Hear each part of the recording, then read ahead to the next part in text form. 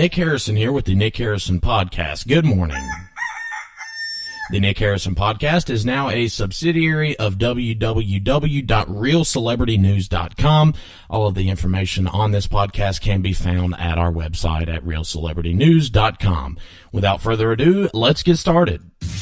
Pop culture, entertainment, celebrity news, and more. Broadcasting hot and heavy from the great state of North Carolina. And adding a biased opinion, of course, you can find it all here and now. Because it's time for the Nick Harrison Podcast. Good Tuesday morning, everyone. Today is Tuesday, October 16th, 2018. I have some celebrity news to share with you. Lights, cameras, action. Welcome to Hollywood. What's new in celebrity news? All right, so Lena Dunham, do we know who she is? She has no qualms speaking out about one of Taylor Swift's exes. While playing Plead the Fifth on Watch What Happens Live with Andy Cohen, Dunham's former Girls co-star Andy Rannells surprised her with a question: which of Swift's ex-lovers was her least favorite? Sitting next to co-guest Maggie Gyllenhaal, whose brother Jake Gyllenhaal dated the I Did Something Bad singer in the past, Dunham made sure to go in another direction. I want to do right by her on this question. My least favorite was Calvin Harris, said Dunham, using air quotes around his name because the DJ's real name is Adam Wiles, because I felt he was petty in the public, and who needs to do that? The Camping series creator was referring to Harris's post-Swift split Twitter rant, in which he blasted her for taking credit for This Is What You Came For, and then her new relationship with Tom Hiddleston.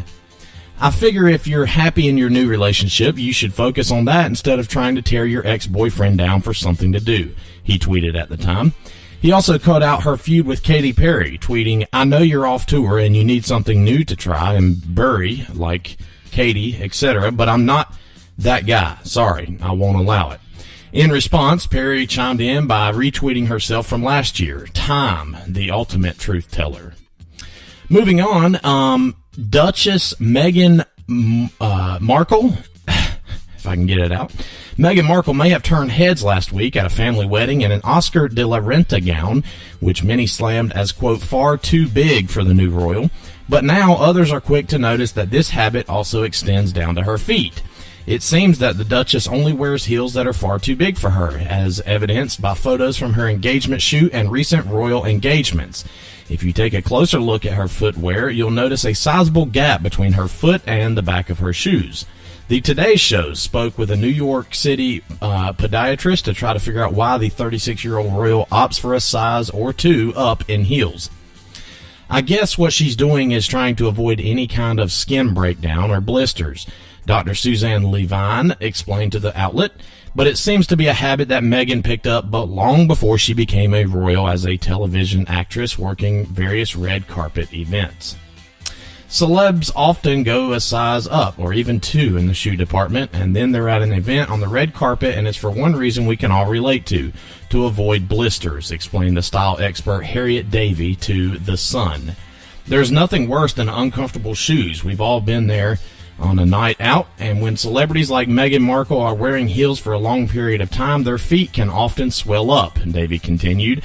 The swelling can cause blisters and in long-run bunions, like long-time heel fan Victoria Beckham has been rumored to suffer with.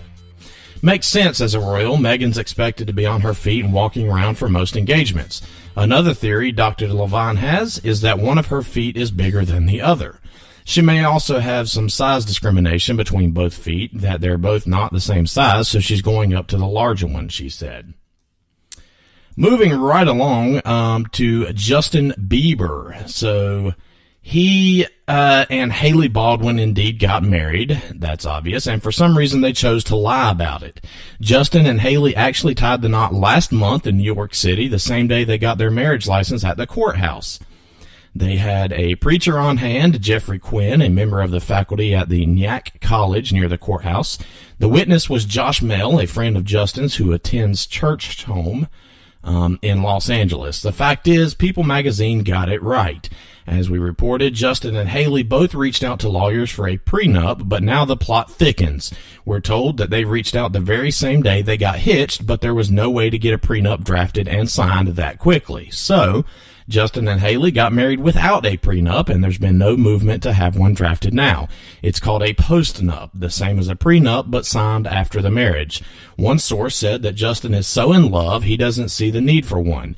How's this for a need? Justin's net worth is estimated at $250 million, and Haley is reportedly worth a couple million. We're told they still plan to have a formal ceremony, but it would be a ceremony in name only because they are already husband and wife. You are listening to the Nick Harrison Podcast. So, Meghan Trainor and Kelly Clarkson photobombed Michelle Obama. Photobombs don't get much more epic than this. The pop stars Meghan Trainor and Kelly Clarkson couldn't resist jumping into the shot when Michelle Obama posted pictures during the Today Show's celebration of International Day of the Girl in New York City last Thursday. It was the coolest day of our lives, Trainor told Jimmy Fallon on Friday night's broadcast of The Tonight Show, explaining how she yelled at Clarkson to photobomb this and get in every single picture that you can.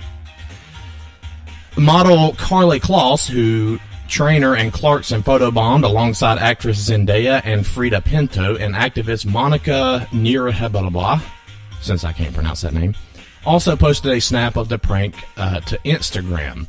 Trainor told Fallon that she failed to keep her cool when finally coming face to face with the former First Lady on stage. I looked at her and screamed, "This is the greatest day of my life," she said. You can check out this interview and pictures from that day on our website at www.realcelebritynews.com.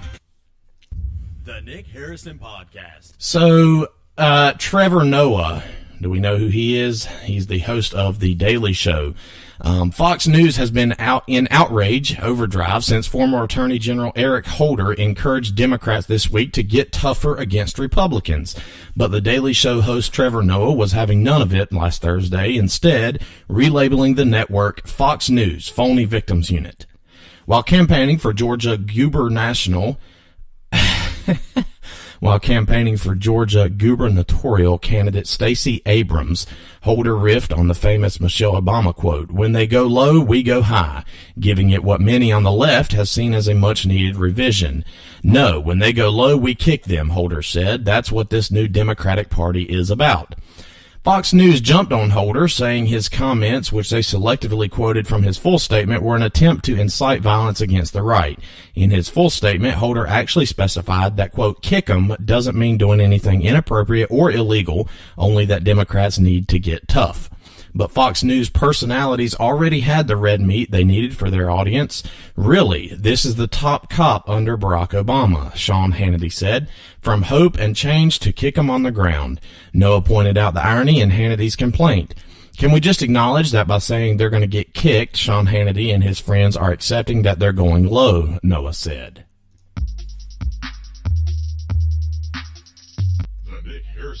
In other news, Ryan Gosling has a hot new movie on the way and 2 Oscar nominations under his belt, but he hasn't forgot about his Disney Channel days. The La La Land actor dropped by the Ellen DeGeneres show last Friday to chat about First Man, in which he stars as pioneering astronaut Neil Armstrong. That's Neil Armstrong, since I can't pronounce it, but the host was in a nostalgic mood, grilling Gosling about his years as a child star on Disney's The Mickey Mouse Club, alongside future pop icons Christina Aguilera and Brittney Spears. Quote, "I remember when we first got to the show, they sort of had all the kids perform for one another," he recalled. Of Aguilera and Spears' performances, he added, "I remember thinking, okay, they're like freakishly talented. I was used to working with talented people, but that was another level." When DeGeneres asked Gosling how had showcased... Let me start that again. When Ellen DeGeneres asked how Gosling had showcased his own certifiable talents, however, his memory was a bit foggier. "I think I was just like, I'm Canadian," he quipped. Much of Friday's excitement, however, took place backstage when DeGeneres reunited Gosling with Spears, who had also made an appearance on the show. The former co-stars and pals happily took advantage of the photo opportunity. Spears, meanwhile, was in a bit more coy during her interview. The songstress, who wrapped her Piece of Me tour in England last month, told DeGeneres that, quote, a huge announcement was on the way, but wouldn't reveal more until October the 18th. That's this Thursday. Whether Spears has new music or another project up her sleeve is anyone's guess, but Ellen DeGeneres promised to lend a hand by letting the star make her announcement on the host's YouTube channel. Given that Ellen DeGeneres' channel boasts more than 28 million followers, Britney Spears' surprise is sure to make a splash next week. Lastly, Elon Musk is going all George Clooney, Randy Gerber. At least it seems that way, because he appears to be serious about getting into the tequila game. Musk has filed legal documents to develop a Tesla brand tequila. This started as an April Fool's joke when he tweeted Tesla had gone bankrupt and Elon was found passed out against a Tesla Model 3 surrounded by Tesla-quila bottles. The tracks of dried tears still visible on his cheeks. Well, it appeared it wasn't a joke, because Elon Musk filed documents saying his company intended to manufacture the booze, IDing it as distilled agave liquor. He even tweeted a mock photo of the bottle, adding Tesla-quila coming soon. The reason is no joke. Filing trademark applications with the federal governments must legally be done in good faith. The feds don't appreciate practical jokes, and there can be legal consequences.